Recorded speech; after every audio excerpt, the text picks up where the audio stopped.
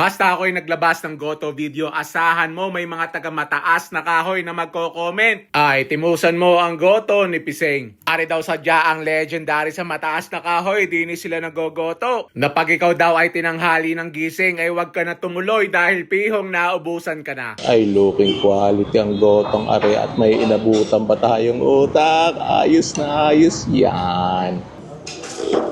Oh, wow. Nandun yung lasa ng lamang loob ng baka. Tapos meron ng konting alat. Konting kalamansi, konting patislaang, sibuyas, tapos sili. Tapos haluing maigi. First bite. Thank you, Lord. Quality. Iba talaga pag masarap yung sabaw ng Goto eh. Mga laman loob niya, may mixture ng malambot, may mixture ng may kunat ng kaunti, pero may mga crunch ng kaunti dahil ng mga cartilage. Kanina ako nagdadalawang isip pa. Sabi ko, mga pag small na lang kaya matimusan laang. Buti na laang. Goto big ang in order ko.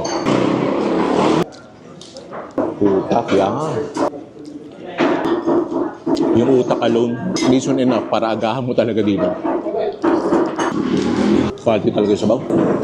Ay siya, tikme kung napapaibig!